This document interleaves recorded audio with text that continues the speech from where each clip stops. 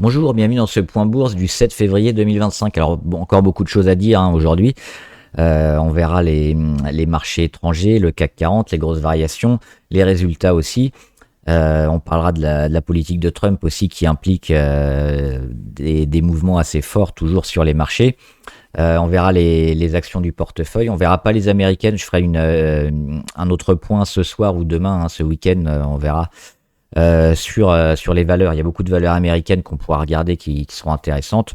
On va se concentrer sur les européennes et les chinoises aussi qui sont toujours plutôt bien orientées.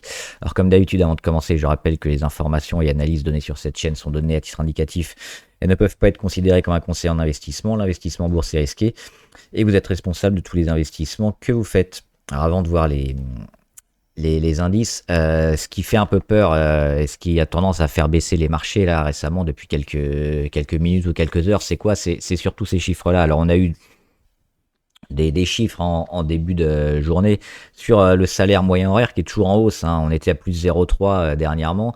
On est à plus 0,5 là. Donc on a un salaire aux États-Unis qui est toujours en train d'augmenter. Donc ça soutient aussi l'inflation. Bonne ou mauvaise chose, il y a les deux côtés de la pièce, à la fois une bonne chose parce qu'on a une économie relativement forte et puis une mauvaise chose parce que ça retarde encore la baisse des taux et le refinancement des entreprises pour avoir un coût du crédit moins cher. Création d'emplois non agricoles, on n'a eu que 143 000. D'habitude, on était plutôt autour des 150 ou 170. On était même à 256 000 dernièrement. Donc, un peu moins de création d'emplois. Donc, on voit qu'on a des chiffres à la fois positifs et négatifs sur les États-Unis en termes d'emploi. C'est probablement le début d'un tassement, pas encore d'un retournement, plutôt d'un tassement de la croissance. Quand on aura tous les chiffres qui seront négatifs, oui, on pourra avoir certainement quelque chose de beaucoup plus fort. Mais là, on est juste sur un ralentissement de la croissance aux États-Unis qui est plutôt attendu. Donc, on a à la fois des bons chiffres et des mauvais chiffres. Et le chômage, alors qui a baissé, mais bon, on passe de 4,1 à 4,0 sur le chômage. Des fois, ça joue à pas grand-chose pour l'arrondi, donc c'est pas encore très marquant. 4% de chômage aux États-Unis. Et puis surtout, ce chiffre-là sur lequel je voulais revenir, c'est les anticipations d'inflation. C'est ça, je pense, qui a pas mal joué sur les marchés. On voit le Dow et le Nasdaq en baisse, notamment depuis 16 heures, parce qu'on a des anticipations un peu plus hautes. On le voit, on était autour de 3%. À la fois en court terme et plutôt en long terme. Et là, on passe à 4,3%. On est un petit peu au-dessus, juste sur les anticipations à 5 ans, mais les anticipations plutôt sur le court terme, on passe de 3,3 à 4,3. Donc c'est un chiffre quand même relativement fort. Et une surprise, mauvaise surprise, on a aussi les attentes des consommateurs qui sont en baisse, confiance des consommateurs en baisse, 69, 67, 71, 67. Situation économique aussi dans le Michigan, c'est pareil, on passe de 74 à 68, donc on voit quand même une petite dégradation sur ce secteur-là qui n'est pas forcément très rassurant. Pourquoi on a ces chiffres-là? Notamment toujours à cause de la politique de Trump qui met un peu la pression sur les pays pour des taxes douanières en hausse. Et donc, forcément, plus il y a de taxes, plus il y a d'inflation, et ça risque de peser notamment sur les ménages et les ménages américains. Donc ça, c'est pas terrible. Il faudrait que cette guerre commerciale trouve d'autres solutions, parce que si on commence à mettre des taxes et puis les pays qui sont taxés mettent eux aussi des taxes en mesure de rétorsion, c'est pas bon pour le commerce, et ça, les actions ne vont pas aimer forcément. Donc ça avait plutôt été bien avec le Mexique dernièrement, mais on connaît Trump. Un jour il dit noir, le lendemain il dit blanc, donc ça risque d'être comme ça pendant plus ou moins toute sa présidence. Il faudra quand même se focaliser sur les fondamentaux et puis les séquences et les dynamiques plutôt que des variations au jour le jour selon les annonces. On va regarder les indices parce qu'il y a quelque chose d'intéressant quand même au niveau des indices chinois. La Chine, toujours intéressante. On a vu sur le Dow Jones Shanghai un beau rebond hier. Là, c'est le graphe d'hier, on n'a pas celui d'aujourd'hui. Avec, on le voit, une progression de plus de 2%. Ça commence à vouloir repartir sur le Dow Jones Shanghai qui avait énormément progressé, qui n'a pas rendu beaucoup. Le CSI 300 où lui, on avait rendu quand même pas mal. Là, on a le graphe du jour en hausse également, hein, plus 1,3. Ça tient un peu moins, notamment avec l'effet Trump, hein, et les taxes douanières, non, 10% notamment contre la Chine.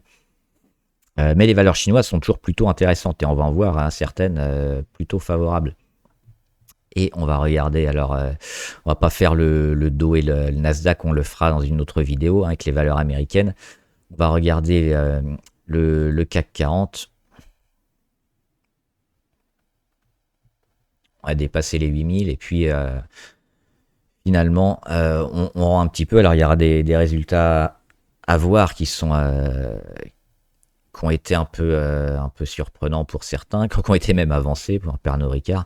Donc, on va surtout se focaliser, hein, sur les grosses variations du CAC dues aux résultats. On l'avait dit, hein, maintenant les résultats sur cette fin de semaine et la semaine prochaine, pour moi, c'est pas les valeurs les plus favorables qui risquent de bien performer. Ce sera plutôt la semaine d'après. Donc, pas dans 3, 4, 5, 6, 7, 8 jours, ce sera dans 10, 12, etc., où on a, je pense, des valeurs plutôt intéressantes. On a quand même un CAC qui a énormément rebondi et qui a bien performé. Est-ce que c'est la fin ou pas? Je pense que la semaine prochaine, peut-être un peu de conso avant, peut-être une bonne surprise celle d'après, mais il y aura toujours la politique de Trump qui pourra influer. Donc on voit qu'on est quand même dans une période d'assez forte volatilité. Pour aller plus haut, et je pense qu'il faudra surperformer, mais pas la semaine prochaine. On va regarder les grosses variations et les résultats. On va commencer par les résultats avant, notamment Vinci. Vinci qui a fait des très bons résultats. On était acheteur sur Vinci, hein. Maintenant, il y a une belle partie de la hausse qui est passée. Donc éventuellement, hein, prendre soit ses bénéfices, mettre ses stops ou rester pour le long terme. On était quand même on avait plutôt bien acheté. Donc hausse du chiffre d'affaires et des résultats pour 2025, c'est-à-dire que la visibilité devrait être encore meilleure que prévu. Et le chiffre d'affaires annuel, donc en hausse de 4% sur 2024, donc ce qui s'est passé sur la dernière année, 71 milliards 62 contre 71,12. C'est pas énorme, mais c'est quand même une petite amélioration, là où on en voyait pas tellement. On a également sur Vinci, donc voilà, l'EBITDA qui ressort à 12 milliards 6, à plus 6%, donc là aussi, résultat net du groupe à 4 milliards 86, en hausse de 3%, donc plutôt que des bons chiffres. Et les prises de commande, là aussi c'est intéressant, 66 milliards 3 de prises de commande en 2024, un chiffre en hausse de 7%, avec un carnet de commandes à 69 milliards, en hausse de 13%. C'est-à-dire qu'on a une croissance continue et un book-to-bill aussi, c'est-à-dire des commandes supérieures aux facturations. C'est-à-dire qu'on prévoit toujours plus de croissance, plus de commandes que l'année précédente. Et ça, c'est relativement intéressant sur les valeurs, hein, d'avoir cette capacité de croissance permanente. Et un cash flow libre aussi record. Et on va voir justement aussi sur Vinci la trésorerie qui était intéressante. On était à quasiment 16 milliards. Hein. Donc là, c'est pas encore les chiffres actualisés. C'était les derniers. On était entre 12 et 16. On était autour de 13-14. Et donc encore des choses positives qui devraient performer la trésorerie à nouveau un peu plus haut, proche des 16 milliards. Donc on voit qu'il y a quand même un trésor de guerre super intéressant sur Vinci. On va aller voir après en graphe. On va juste parler des deux autres, à savoir L'Oréal qui a aussi donné ses résultats, et ceux-là, ils n'ont pas été très, très appréciés, hein, en baisse, on l'a vu. Sur L'Oréal, des ventes de 11 milliards 0,8 sur le quatrième trimestre 2024. Alors il y a quand même une petite hausse, mais c'était quand même dans une période assez dégradée, donc on s'attendait certainement à beaucoup mieux, hein, pour changer la tendance et la dynamique qui était négative. Et la croissance au quatrième trimestre a ralenti de 3,4%, hein, par rapport au troisième trimestre. La croissance du quatrième, pardon, a ralenti par rapport au troisième. Donc on voit que ce trimestre-là, le dernier, a été quand même beaucoup moins bon. Et c'est la plus faible progression depuis 2020. Donc là aussi, c'est pas terrible. Et surtout, la Chine, toujours la Chine sur L'Oréal et le luxe, qui a pas été bon. Hein. L'Oréal, ils ont été relativement résilients en Amérique, que ce soit Canada, États-Unis, mais ils ont eu du mal sur la Chine. Et la Chine, tout le monde n'est pas mauvais. On l'a vu avec Hermès. Hermès, ils ont réussi à continuer de performer sur le secteur de la Chine, alors que certains concurrents comme LVMH avaient beaucoup plus de mal. Et là, on le voit aussi avec L'Oréal. L'Oréal a du mal sur ces secteurs. Ça ne veut pas dire que tout le secteur géographique chinois n'est pas bon, mais oui, sur L'Oréal, il y a toujours quelques soucis. Et puis, alors, Pernod Ricard, eux, ils ont fait exceptionnel. Ils ont annoncé leurs résultats une semaine avant. C'est pas très, très correct, mais bon, c'est comme ça. Résultat net part du groupe, 1,19 milliard, en baisse de 24%. Et résultat opérationnel, 1,98 milliard, en baisse de 2%, 7% publié. 6 milliards 18 de chiffre d'affaires sur le semestre, moins 4% aussi. Donc on voit que c'est quand même toujours des chiffres relativement mauvais sur Pernod Ricard. Le déstockage est passé, on attend la relance. Pour l'instant, la relance de la croissance, elle se fait pas sur Pernod Ricard. Alors, on avait Veralia aussi qui pouvait être intéressant parce que il travaille notamment sur les verres, l'embouteillage, etc. Donc il y a une OPA peut-être en cours, mais le problème c'est que le secteur, tout le secteur des spiritueux, des vins, des alcools est pas au top. Donc jouer peut-être Veralia, c'est pas dans la dynamique un peu et dans le tempo en ce moment, même si on est sur des points bas. Pour l'instant, on ne rebondit pas, et on va le voir. Alors il y a eu un petit rebond sur la publication, mais ça a été revendu après. Donc pour le moment, on n'est toujours pas favorable sur Pernod Ricard. Et oui, ce que je voulais voir aussi, c'était la dernière phrase.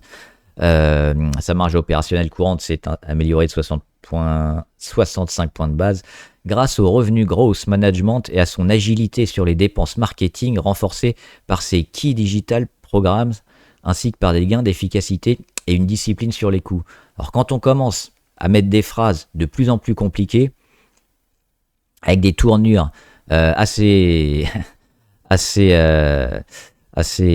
compliqué, comme ce qui est dit là. Généralement, c'est pour cacher un peu les cadavres sous le tapis, alors que quand on a des bons chiffres, on les annonce, on va droit au but, et il n'y a pas besoin d'embellir ou de changer la vérité.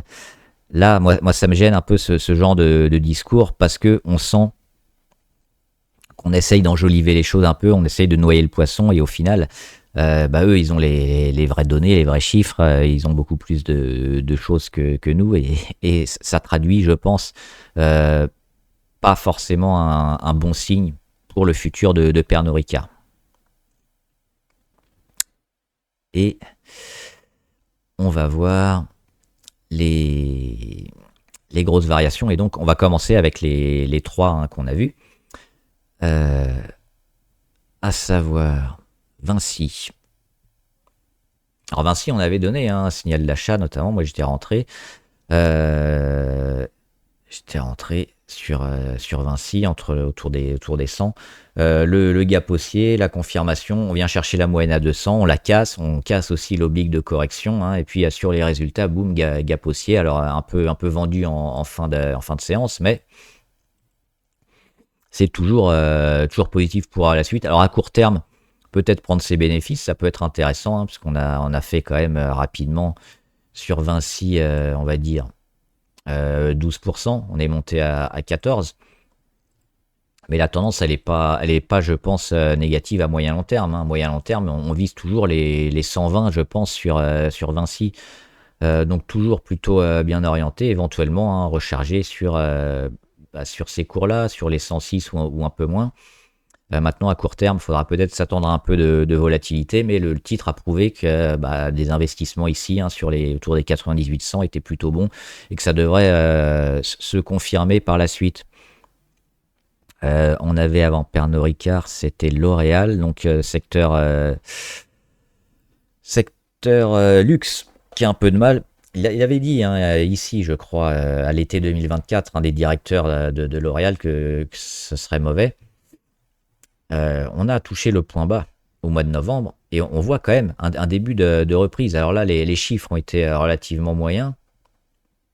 Est-ce que ça change la dynamique sur L'Oréal?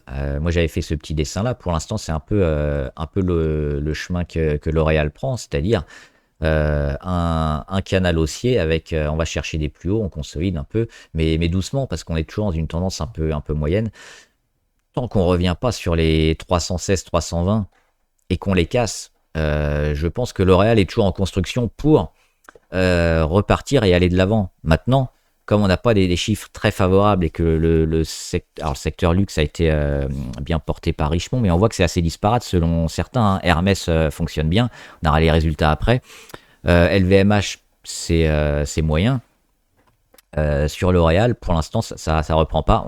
On bénéficie quand même d'une valorisation relativement faible sur L'Oréal. Donc, pour le moyen long terme, ça peut être intéressant. Mais je pense qu'il faut attendre peut-être plus de confirmation. Là, on vient d'avoir les résultats, voir ce que ça va donner ces prochains jours. Mais c'est plutôt quand même des choses à acheter dans une optique moyen long terme. Maintenant, sur le court terme, on attendra peut-être dans 3 mois ou avant, hein, des rentrées d'investisseurs, des chiffres un peu meilleurs. On le verra aussi sur les graphes.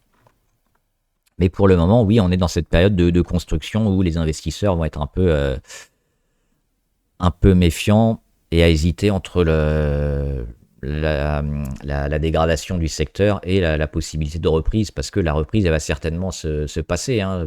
On a passé quand même ici 6-8 mois à consolider et dégrader avant de revenir sur des niveaux clés. Donc là, on passe par une période de transition un peu qui devrait nous amener plus haut, mais on n'a pas encore le top départ. Et puis Pernod Ricard, alors Pernod Ricard, ça fait un moment, hein, qu'on dégrade le titre.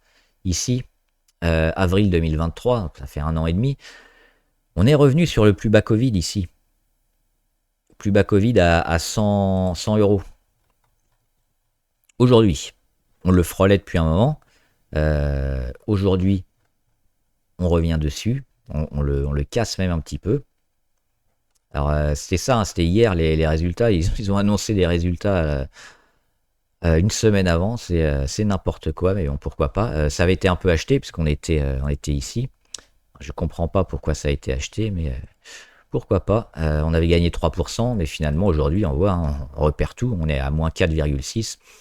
Il n'y a pas de bonne nouvelle encore sur Pernod Ricard. La seule bonne nouvelle qu'on a, c'est la valorisation qui est quand même relativement moyenne et faible. Mais on n'a pas de visibilité. Tant qu'on n'a pas de visibilité, tant qu'on n'a pas de quoi faire les ratios, les chiffres, de savoir sur quoi on va investir, qu'est-ce qu'on va pouvoir récupérer et en combien de temps, les gros fonds, les gros investisseurs, ils ne se placent pas. Quand la visibilité va revenir, on va voir les gros fonds revenir. Ça se verra sur les volumes, ça se verra sur le cours, et là on saura qu'on va viser tel objectif à moyen et long terme. Pour l'instant, c'est pas le cas. On n'a pas de reprise encore sur ce secteur-là.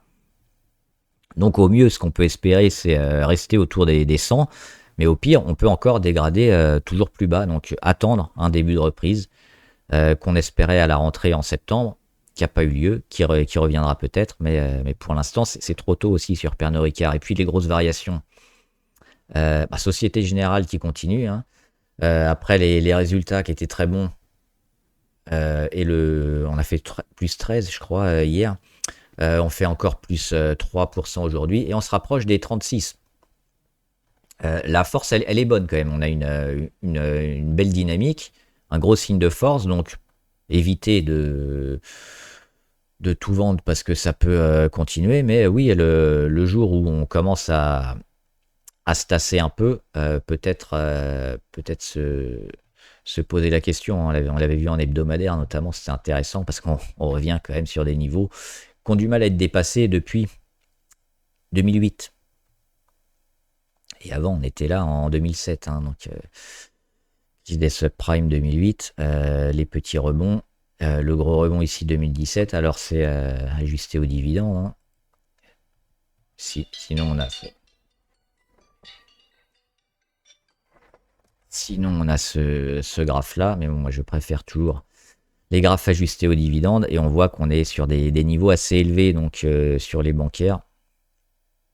Vinci, on l'a déjà vu. BNP, ça suit hein, les bancaires qui sont toujours plutôt favorables, je pense, à court terme. Mais alors oui, peut-être que si on casse, continuer cette séquence, mais est-ce que penser qu'on va aller encore beaucoup plus haut dans un environnement où on a une baisse des taux, qu'on a une croissance relativement moyenne, surtout en Europe, c'est pas le secteur que je jouerais. Hein. À court terme, on pouvait le jouer, mais à moyen long terme, faudra être prudent. Thales, on est plutôt favorable. Il y a les résultats dans 2 semaines environ. Je crois que c'est au mois de mars. Échec sur l'oblique de résistance. Échec sur la résistance fixe à 159 euros. On a fait le breakout. On va faire le pullback. Dans l'ellipse, ça s'achète pour un retour après. Donc là, on le voit. Hein, on est vachement haut aussi niveau MACD. Donc, on va laisser le cours un peu repartir, mais on avait donné le signal d'achat ici, notamment sur les déclarations de Trump, hein, sur l'augmentation du PIB de la défense à 5% pour les pays. Donc, on a fait le boulot. En court terme, maintenant, il faut, je pense, travailler cette zone-là avant de repartir. Donc, ça nous donne quand même un peu de temps. Et je voulais revenir aussi sur 2 valeurs sur le CAC, notamment Danone. Alors, pareil, hein, on avait espéré une réaction ici sur les 65. C'est exactement ce qu'elle a fait, avec un début de réaction. Donc, la deuxième chance sur Danone, si vous l'avez prise, hein, notamment mardi. On en avait parlé hein, en début de semaine. Ça se confirme, donc toujours positif hein, sur Danone pour moi. On avait fait le dessin, alors là, même pas eu de congestion, on fait un rebond assez fort. C'est toujours positif hein, pour le moyen terme, c'est relativement défensif et on le voit. Hein, on a l'impression de gros chandeliers, de grosses variations, on prend que 1%. Hein, c'est une valeur assez peu volatile, assez peu risquée, mais qui est toujours intéressante et qui devrait être favorable. Et puis je voulais parler aussi de Renault. Pourquoi parce que Nissan et Honda, qui devait fusionner et ce qui devait permettre à Renault, qui a des parts dans Nissan, éventuellement de vendre sa part et de récupérer pas mal d'argent. Le deal de la fusion Nissan-Honda pourrait être annulé finalement. C'est sorti il y a 2 jours, ça pourrait être confirmé aussi prochainement. La fusion pourrait être abandonnée, donc ça va pas avantager Renault, hein, ce qui était plutôt une bonne nouvelle pour eux. Finalement, pas de bonne nouvelle. Ça coïncide aussi avec ces niveaux techniques qui sont assez compliqués sur Renault, autour des 50 hein, à passer. Donc malheureusement, ce catalyseur-là, il est en moins pour Renault. C'est de l'argent en moins pour la société. C'est dommage parce que ça aurait pu aider hein, à pousser le titre vers le haut. Il reste quand même les ventes électriques et notamment la R5 électrique qui fonctionne plutôt bien. Mais c'est un peu le seul point positif sur Renault. Donc, quels vont être les autres catalyseurs avec cette perte de fusion hein, Nissan-Honda? C'est un peu dommage pour Renault. Donc, du coup, on devient un peu plus neutre hein, sur la capacité de Renault à dépasser les 50. Même si techniquement, on reste plutôt bien orienté. C'est une mauvaise nouvelle qu'il faudra digérer. On voit que les investisseurs sont en train d'hésiter quand même sur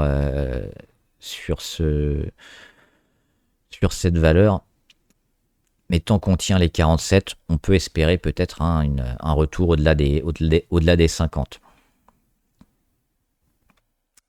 Et au niveau de ce qui ne fonctionne pas, Pernod Ricard, on en a parlé. Edenred, alors un peu surprenant la chute. Alors j'ai vu que ça avait été dégradé hein, par un analyste. La chute est quand même assez féroce là. On perd 4,5%. C'était surtout en fin de journée. Voilà, c'était à partir de 16h, 16h30. Boum, on a chuté d'un coup. Donc je serais curieux de voir hein, ce qui va se passer la semaine prochaine sur Edenred, parce que moi c'est plutôt une valeur qui m'intéresse, c'est plutôt une valeur pareil sur le long terme. D'autres comme Pluxee étaient intéressantes aussi. On n'a pas comblé le gap là, c'est dommage. Mais sur Edenred, peut-être une deuxième chance aussi pour se replacer. Si on n'a pas une continuation comme ça pendant 2-3 jours avec des gros chandeliers, si on voit un début de réaction lundi prochain, ça pourrait être intéressant toujours. et les résultats sur Edenred. Des résultats qui devraient arriver pas la semaine prochaine, mais celle d'après, je crois. J'avais noté, on en reparlera. Mais là aussi, en attendant les résultats, ça pourrait peut-être être intéressant de pyramider une position, ou si on est plus prudent, d'attendre les résultats et de voir la réaction du marché. Rapidement, on va faire les valeurs qui me semblent aussi intéressantes, hein, hors CAC 40 notamment, qu'on pourrait acheter. Et sur lesquels éventuellement on est. Alors moi je suis toujours sur 2 CRSI, hein, sur les serveurs. Alors là c'est toujours un peu plombé par les investissements pas forcément reportés, mais l'interrogation qu'on a sur les investissements des grands groupes. On en reparlera dans la vidéo avec les grosses caps américaines notamment. Mais sur 2 CRSI, le graphe est plutôt intéressant. On peine à démarrer. On a eu ce faux départ ici au début d'année. Et puis DeepSeek qui est un peu plongé à nouveau dans l'attente. Mais finalement, on perd pas tellement. On est toujours dans cette période de construction. Sur les moyennes, toutes les moyennes rassemblées, ça doit partir. Et puis le secteur est plutôt porteur. On a eu des pics de volume intéressants.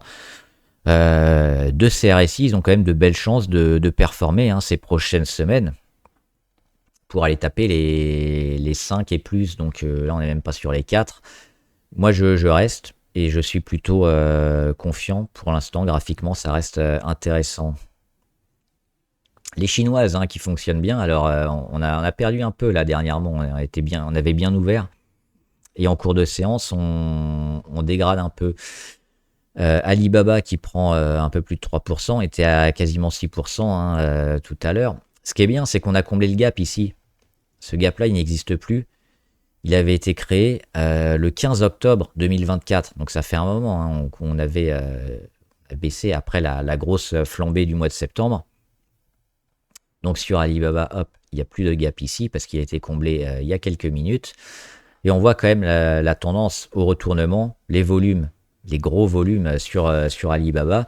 Et surtout aussi la taille des chandeliers, ça c'est important, hein, quand on voit des tailles de chandeliers relativement moyens ici, et dernièrement des gros chandeliers, c'est-à-dire qu'il y a beaucoup de volatilité, il y a beaucoup de volume. C'est des investisseurs aussi qui s'intéressent à nouveaux titres, et puis la Chine qui donne quand même des signaux intéressants. Moi je reste pour jouer vraiment le moyen terme. Il y a aussi des avancées en termes d'IA et d'intelligence artificielle sur Alibaba qui sont intéressantes. Les 120 à minima, hein, on vise même peut-être un retournement intéressant, et puis un graphe comme sur les technologiques ou Amazon pour un retournement long terme. Donc je pense qu'il faut rester, laisser la volatilité se faire et la tendance aussi se faire sur ce marché-là, sur Alibaba. Orubis, là aussi on en avait parlé avec les membres notamment. Intéressant, hein, la période de congestion et puis l'explosion sur le cuivre, aidé par le cuivre. Orubis qui revient, qui redépasse à nouveau les 80. Grosse période de baisse et de consolidation, et puis le faux départ au mois de mai, le vrai départ septembre-octobre. Et là, on met entre les deux obliques blanches un canal haussier, des plus hauts de plus en plus hauts, des plus bas de plus en plus hauts. Des pics de volume intéressants, hein, des rentrées en permanence sur Orubis. Donc oui, pour moi, c'est quelque chose qui devrait aller taper les 100, peut-être cette année, peut-être même avant la fin d'année. Donc c'est toujours plutôt intéressant, hein, cette valeur-là, une des plus grosses valeurs européennes. Je crois que c'est la plus grosse valeur européenne sur le cuivre. Sinon, il faut aller sur d'autres valeurs américaines ou australiennes notamment, ou anglaises. Mais en Europe, on a Orubis et il devrait se comporter plutôt bien. Donc, une valeur à acheter. On a également en Chine Dada Nexus. Alors, on attend, hein, Dada Nexus, ils ont fait un gros gap, on en avait parlé. Entre les 1,40 et les 1,75, là, on avait pris combien? On avait pris presque 30%. Et depuis, on est en train de temporiser. Mais on ne rend pas tellement, hein, le plus bas de l'ouverture du gap 1,75, il n'a jamais été touché, on est autour des 1,80. qu'on attend éventuellement une deuxième relance sur Dada Nexus. Ce qui est bien, c'est que il y a finalement assez peu de volatilité par rapport à la grosse progression qu'on a eue. Et on n'a pas ce qu'on pourrait avoir par exemple sur ce qu'on a connu sur des titres comme Ribert, où on a une grosse progression et puis après on a quand même toujours beaucoup de volatilité qui nous fait dire que finalement on va un peu vers le bas et qu'il faudra peut-être acheter les 2,8 pour à nouveau progresser. Mais là on l'a pas hein, sur Dada Nexus. Donc on a plutôt un phénomène d'accumulation qui nous permettra de repartir. Donc là aussi, une valeur chinoise intéressante. On a également Hoffman, Green Cement, donc sur la construction. On sent hein, une belle reprise. Hein, alors les volumes ne sont pas énormes, mais la tendance, avec quasiment une semaine où on a fait, même plus d'une semaine où on fait que progresser tous les jours. On dépasse aussi les moyennes. On commence à taper la moyenne à 20, la moyenne à 50, la moyenne à 100. Les Bollinger, on est vers le haut. Donc, une belle dynamique sur Hoffman Green Cement. Toujours, moi, je suis toujours investi dessus. Et tant qu'on n'a pas de signaux contraires, il faudra espérer aller beaucoup plus haut. JD.com, là aussi, c'est une valeur chinoise qui avait cassé, donc notamment ici, hein, fin janvier. Derrière, qu'est-ce qu'elle fait? La phase de congestion. On est dedans, donc j'avais fait le petit dessin, on peut l'enlever. Le but, c'est quoi hein bah, c'est de congestionner ici et puis de repartir vers le haut. Là, elle est plutôt quand même bien orientée. Donc ça s'achète aussi, hein, les valeurs chinoises toujours super favorables. Un petit point sur Imerys. On a fait un petit rebond. Alors, on avait déjà parlé, je crois, hier. Ça mérite d'aller plus haut. Maintenant, la tendance est un peu dégradée, mais on est toujours au-dessus des 26,7. Hein. On a passé quelques jours en dessous. On peut espérer un début de réaction. Il nous manque des volumes pour vraiment être bien dynamique, être favorable sur la valeur. Donc là, on est sur un entre-deux sur Imerys, mais pour moi, c'est quelque chose d'un peu sous-valorisé qui mériterait d'aller plus haut. Ruby favorable aussi hein, sur Ruby. On est venu taper la moyenne à 200. Après cette période ici où il fallait investir probablement, hein, on avait parlé dans l'ellipse. Hop, on va l'enlever. On a cassé l'oblique court terme de correction. On revient sur la moyenne à 200. On fait un échec. Depuis le gap baissier, on est toujours sous la moyenne à 200, mais là on revient bien. Éventuellement, ce qui peut se passer hein, après cet échec, c'est quoi? C'est revenir un peu sur l'oblique, accumuler, congestionner et repartir. Donc, ou le scénario négatif, revenir sur l'oblique, congestionner et repartir vers le bas. Donc on aura probablement durant le mois de février, voire le mois de mars, hein, la réponse sur Ruby. Mais plutôt favorable quand même, je pense qu'on aura le scénario numéro 1 avec une cassure vers le haut qui devrait s'acheter sur Ruby. Schneider Electric, on est toujours favorable aussi. Hein. Gros gap baissier à cause notamment de l'incertitude sur les data centers. On revient quand même sur des niveaux intéressants, les 235, la moyenne à 200. Là, on est en train d'accumuler, il n'y a plus grand-chose hein, ici. Les volumes sont toujours là, mais finalement, passer les 2-3 jours de panique, il se passe rien. Et je pense que les contrats aidants et puis toujours les investissements massifs aux États-Unis hein, devraient permettre à Schneider de continuer leur tendance haussière. Donc ça s'achète aussi hein, ces niveaux-là autour des 240 sur Schneider Electric. Tencent aussi une valeur chinoise dont on avait parlé avec les membres. Là aussi on avait le signal hein, avec la baisse et le rebond sur moyenne à 200, la cassure qu'on a eue autour du fin janvier, début février, et depuis, elle commence à bien progresser. Donc là aussi, valeur chinoise, beaucoup de valeurs chinoises à acheter. Et Tencent, notamment le leader hein, sur les jeux et la musique aussi, là c'est Tencent Holding, devrait largement progresser ces prochaines semaines et ces prochains mois. Donc là aussi, valeur à acheter, je pense, sur les marchés dès maintenant. Et on peut faire. Alors Valourec, il ne se passe rien, hein, il est toujours sous la résistance. Alors par contre, on a touché hier, jeudi, les 19,081, où il y avait un gap quand même depuis 2020. Donc ça fait 4-5 ans qu'on n'est pas revenu sur ces niveaux-là. On est toujours favorable. Alors il y a énormément de ventes à découvert hein, sur Valourec. toujours autour de 8%, qui ont été pris bien avant, hein, donc ils sont perdants pour le moment. Avec le rebond d'ArcelorMittal, du coup, ça peut être intéressant parce qu'on l'a vu, ArcelorMittal a bien rebondi au niveau du CAC 40. Il devrait avoir pas mal d'argent et peut-être assez d'argent pour faire quoi? Bah, pour faire une OPA. Hein. Ils sont déjà au capital, hein, ArcelorMittal de Vallourec. Et ils pourraient retirer Vallourec de la cote en faisant une OPA. Donc là, ça pourrait faire un short squeeze aussi et exploser le cours. C'est déjà un cours qui est haussier depuis un moment. On a pris 30% en 3 mois. Et ça pourrait peut-être encore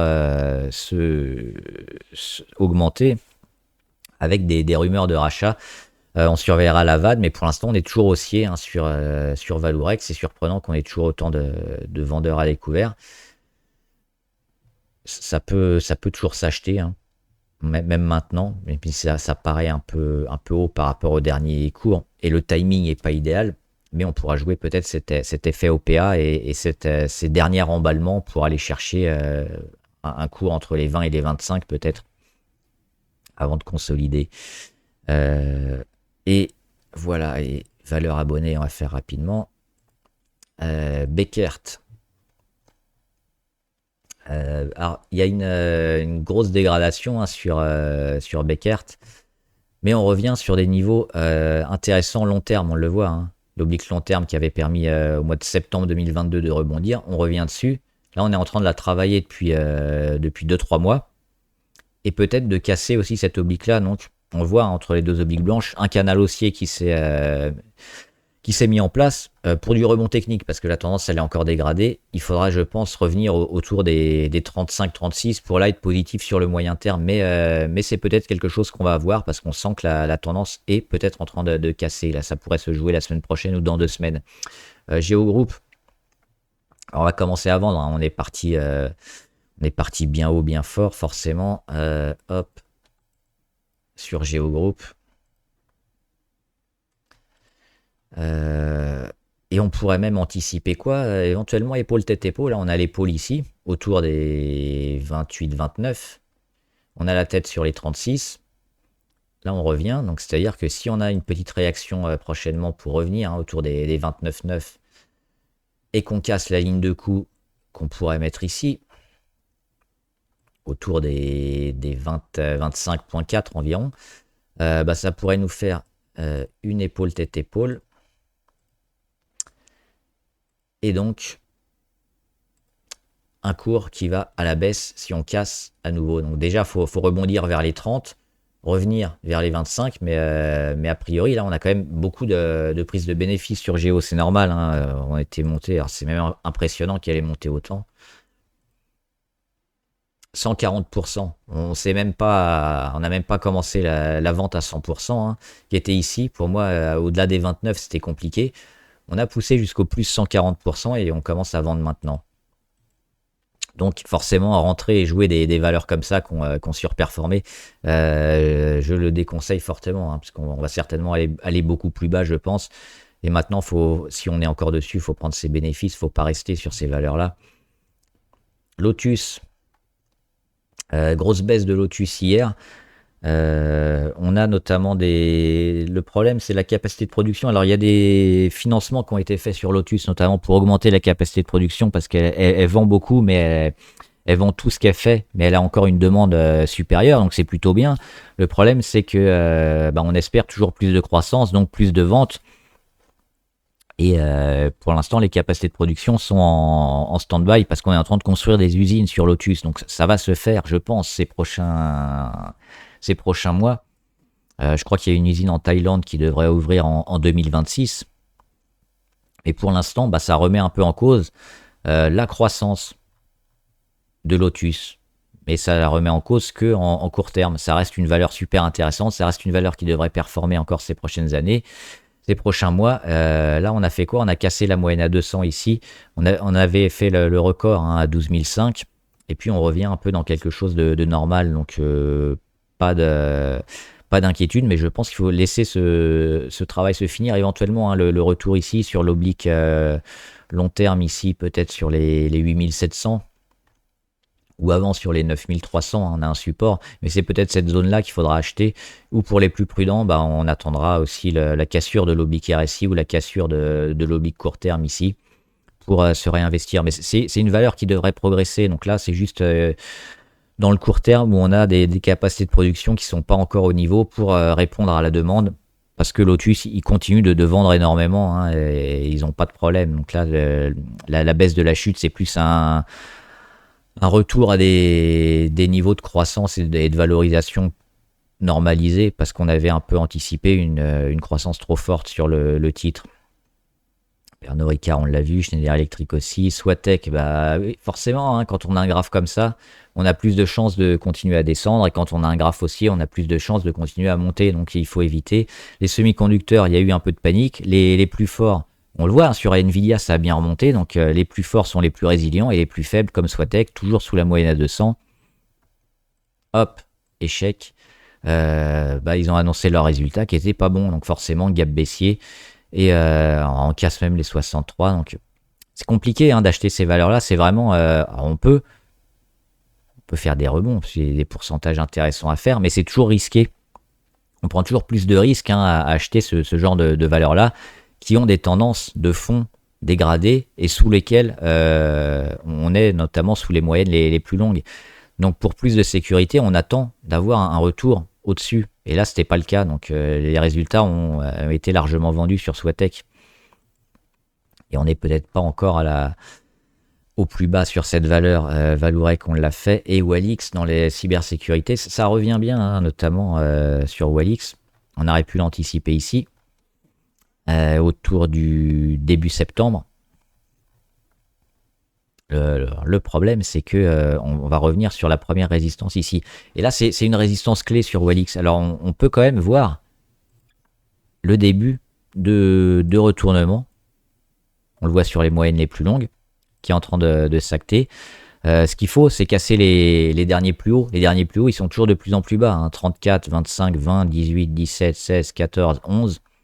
Échec sur 11. Et là, on s'en rapproche. Donc, le jour où on arrive à casser les 11, on est positif. Alors on avait une première opportunité d'achat ici, un gros volume, cassure moyenne à 200 et puis support à 8,48, 8,45 qui tient.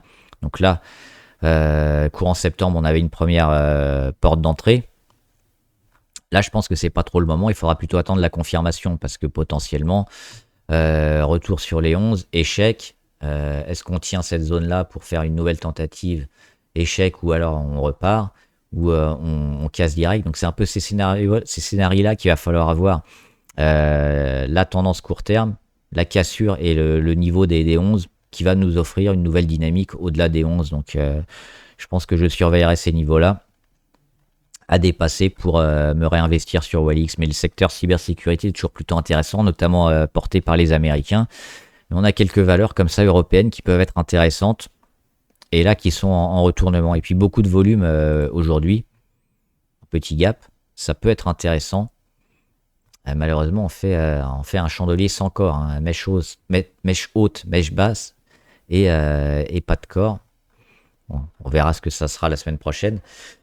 Ça reste quand même plutôt positif, mais en timing court terme, ouais, on attendra le dépassement des 12 euros. C'est les 11,88. Voilà, j'espère que la vidéo vous a aidé. N'hésitez pas à me dire ce que vous en pensez, les questions, les commentaires, si vous en avez, j'y répondrai. Et puis, on verra un peu les américaines ce soir ou ce week-end, j'aurai plus de temps. Voilà, bon trade, à plus.